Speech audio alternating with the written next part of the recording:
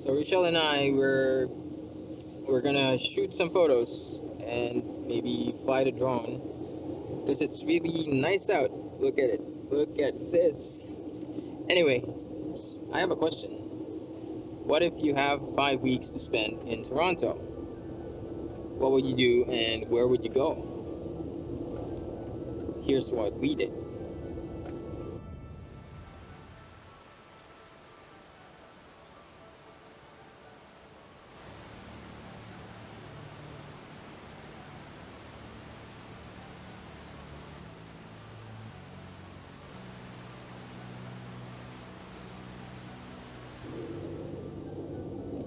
So for 5 weeks, this past fall, Rochelle and I brought Theo to Toronto to spend time with family and to visit some friends. And one of the things that we did was to visit some waterfalls during the fall. We visited 7 falls in total, 5 falls during the first day, and then 2 falls on the second day. Of the 5 falls that we visited on the first day, we only have footage for 4. For the second day, we have footage for both. All the 7 waterfalls are in what's called the Niagara escarpment, which is essentially a very long and high cliff. The first 3 falls that we visited are in the Hamilton area.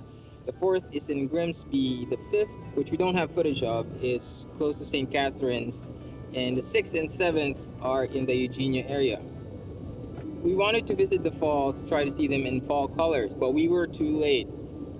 The falls themselves are already quite spectacular, but it would have been really nice if we were able to see them in the height of autumn. But we didn't make this video to discuss our failures. Instead, we're going to show you what we saw. And at the end, we're going to give you some of our recommendations that may come helpful if you decide to visit the same falls that we did. So let's go falls hopping.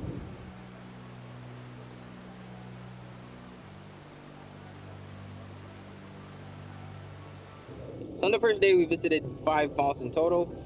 And with us were my mother-in-law and brother-in-law. So our first stop was Tiffany Falls. That was surprisingly easy to access. The parking lot is a bit small, so parking space may be limited when you get there depending on what time of day or what day of week you visit. As I said, parking is limited, but the parking lot is right beside the trailhead. The trail to the bottom of the falls is well maintained, and it's just about a 10-minute walk. However, the trail is not stroller or wheelchair friendly. Take note that there's an $11 parking fee that you have to pay when you visit. The trailhead is right off the parking lot, and it took us about 10 minutes to get to the bottom of the falls. Another thing to take note of is that the trail is not stroller or wheelchair friendly, and we had to cross 2 bridges which had stairs, and some parts of the trail could get narrow or have tree roots crossing them. There was a group having what seemed to be a pre-wedding photo shoot when we got there, and I can almost promise that there would be 1 or 2 photo shoots happening when you visit. Tiffany Falls by itself, I would say, is good for short visits. Walk the trail, enjoy the view, take photos, then leave. There aren't any picnic facilities, so picnics are out of the question, and there are no restrooms, so an extended visit could get uncomfortable. Unless you're used to doing number 2 in the wild. There's a bonus waterfall just a little bit upstream off the head of Tiffany Falls called Washboard Falls. The trail going there is quite sketchy, especially if you're not properly dressed for a hike. It runs on the steep face of the cliff, and water is flowing in some parts, making them slippery and dangerous. It's not as tall and as majestic as Tiffany Falls, but considering how not a lot of people would dare go up the treacherous trail, it's much more peaceful and calming.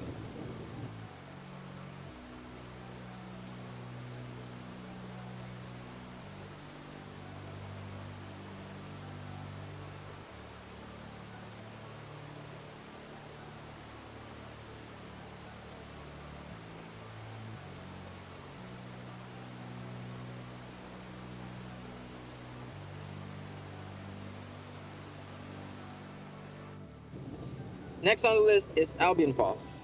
This also has a parking lot, but it's across the road from the falls. There's no pedestrian crosswalk, so crossing from the parking lot to the trailhead could get exciting. If there are washrooms, we didn't see any near the parking lot. There are picnic tables though. There are two viewpoints on each side of the gorge. We only saw the waterfall from one of them. There probably is a trail that leads to the base of the falls, but we didn't have time to explore, and we weren't quite sure that we were allowed to go over the fence. We made good use of one of the picnic tables though by eating some of our lunch. It was also Theo's feeding time, so the picnic table ended up being very useful.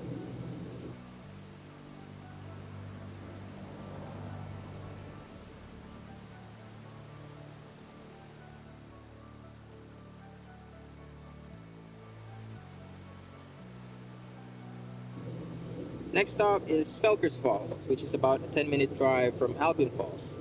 This one is probably our favorite, and we'll show you why. This waterfall is right smack in the middle of a subdivision. It was so unassuming that we weren't expecting to be impressed as we drove into the parking lot, but we were in for a treat. The route that we took brought us only to the top of the falls, but the view from up top was already top notch. We would have wanted to get to the bottom of the falls, but that would have to be for another day as it takes a different route to get there. The trail on the west bank doesn't offer much of a view of the waterfall because of the rather thick foliage, but it does lead to a longer trail that takes you to a tour of three other nearby waterfalls in the area, including Albion Falls. If you'd like the better view right off the bat, pick the east trail.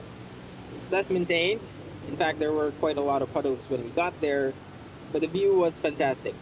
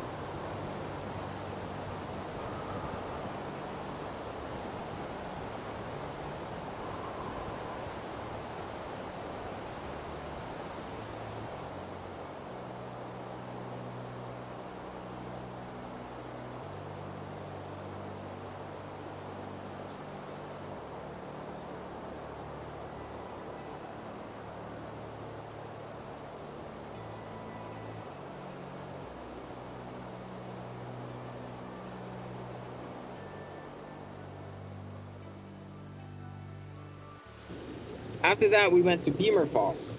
Like all the previous waterfalls, this too doesn't have any restroom facilities, but there were a couple of benches by the parking lot.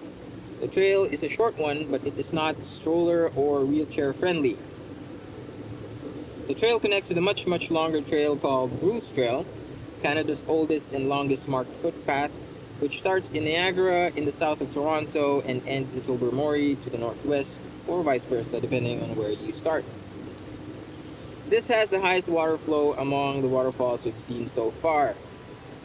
It typically has moderate water flow, but when we were there, it was a bit more violent than we were expecting, which, in addition to the impending rain, was why we weren't able to explore much of the riverbank. You might want to visit Berber Falls after heavy rain or winter thaw if you have a thing for raging, rampaging waterfalls.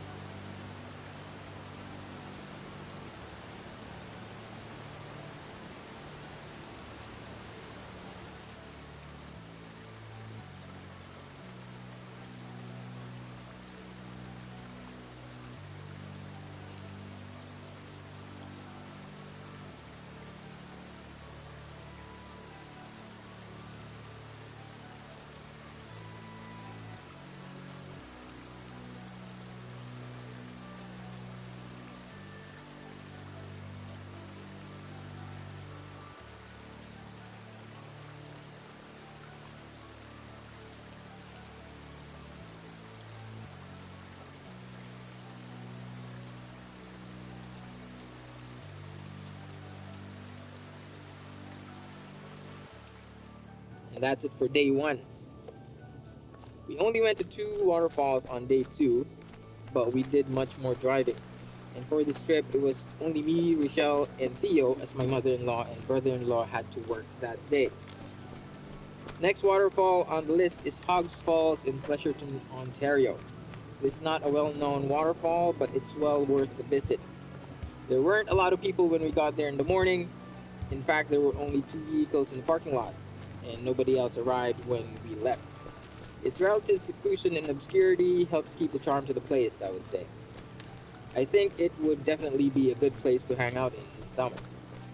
The trail that runs along a part of the river also connects to the longer Bruce Trail.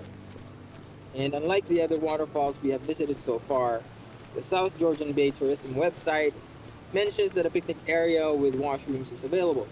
We can't attest to this as we weren't able to explore much of the area. We saw a porta potty by the parking lot though, so I guess that counts. Take note that Theo is strapped to my chest, and this is how we mostly do our hikes nowadays. When Theo was a lot smaller, you may find him strapped to a shell instead, but since he went through a growth spurt, we decided that I would have to carry him during our adventures moving forward. The trailhead to the waterfall is located right off the parking lot and is about a 10-minute walk to get to the waterfall itself. The trail is not stroller friendly, but it's well maintained and easy to navigate. The trail would eventually lead you to the top of the falls, and walking just a little bit further downriver would give you a view of the bottom of the waterfall, which is about 7 meters down. The water flow is quite impressive considering the waterfall is only a small one. There is no viewing platform and no railings at the edge of the cliff, so a little discretion is advised. I've read that there's a trail that takes you down to the river, and alternatively a rope that you can climb down on, but having a baby strapped to your chest makes you doubt your ability to stay dry and unhurt in that endeavor. So we content ourselves with enjoying the view from the official trail, took our photos and footage, then walked back the trail to head to drive to our next destination.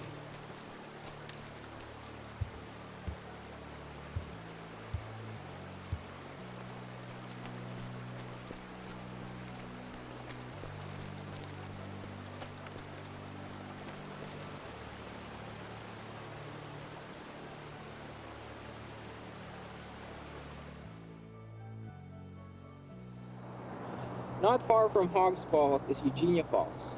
It's actually just a 10-minute drive.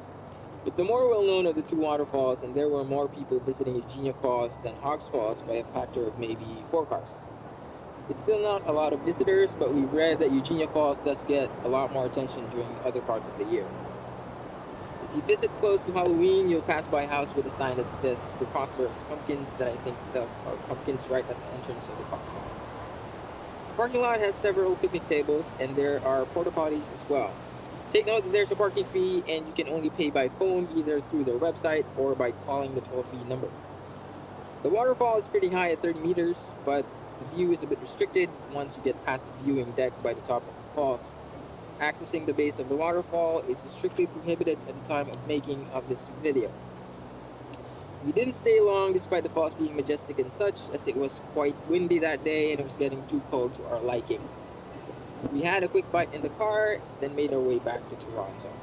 If we had more time, and perhaps if we visited at a different time of the year, say summer, we'd love to explore more of the trails around the waterfall, and maybe even explore part of the Bruce Trail.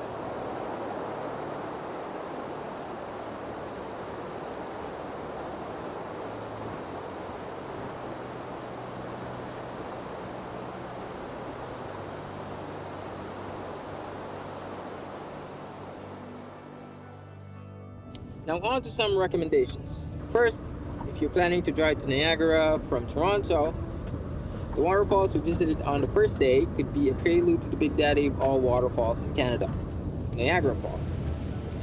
You could call it some kind of an appetizer or something.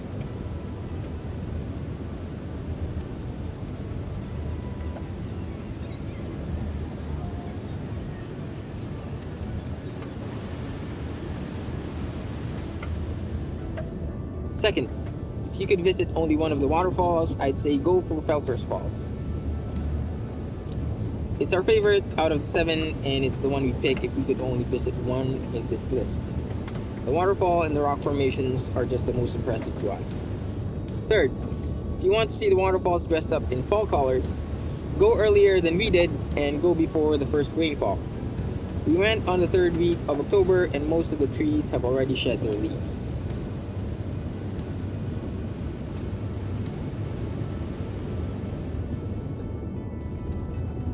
This is not a recommendation, but I'd like to remind everyone, as with any other place that we visit, let's pack out what we pack in.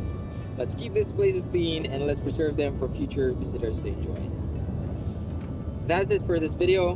We hope you enjoyed our fall activity and we hope it encourages you to go see the waterfalls yourself. So until the next one, please stay safe and wash your hands.